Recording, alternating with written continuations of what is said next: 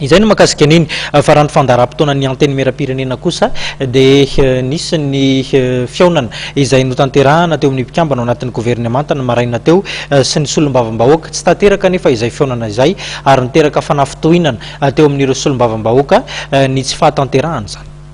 Nampiakapeo ny solombavam-bahoaka manoloana ny tsy fahatongavan'ny gouvernemanta niatrika ny solombavam-bahoaka teny Lampantsimbazaza androany.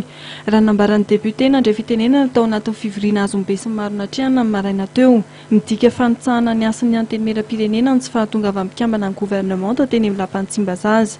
Ary misy mihitsy ny mieritreritra fa tokony ahongana ny gouvernemanta.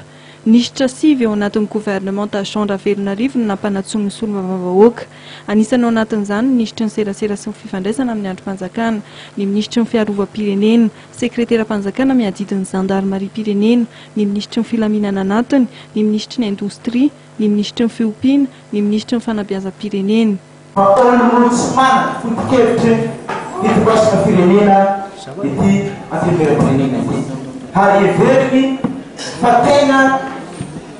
Olo sy fitsovavidim-bahoaka tamin'ny district misy azy satria hambanimbaniny amin'ity androm-panjakana ity hatrano ireo membre ny gouvernemanta malagasy.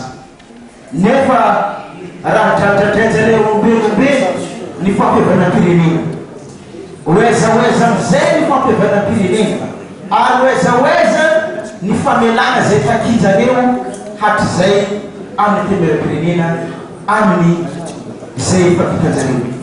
Raha zao zany ataontsika ny havana aiza ny fampihavana irsoa iza no naratra iza no niady hoentina ampihavany amin'izao fotoana. Tsy nisy tonga avokoa nefa ireo mpikambana ao amin'ny gouvernemanta ireo fihetsika izay tsy nahafaly ny solombavam-bahoaka. Hoe firaisakina, fifankatiavana, fihavanana tokony hipetraka ataontsika solombavam-bahoaka Madagasikara ato anatin'ity anteny mera-pirenena ity satria ny antony be izao zany fihavanana zany amintsika malagasy dia zava-dehibe loatra ary mbola tsindriky foana fa teny fisaka mahazo micro dia hoe tsy ny olona miady fa ny hevitra ato anatin'ity ka na misy raha mitady anangatsandry dia apetraka foana hoe ny hevitra miady fa tsy ny olona profony zany. Ny miombona androany mety miady rapiso, ny miady rapiso mety miombona androany. Dikan'izany isika rehetra dia raha ihany ka misaborotro zao eo fa rehefa avy eo miaraka ihany.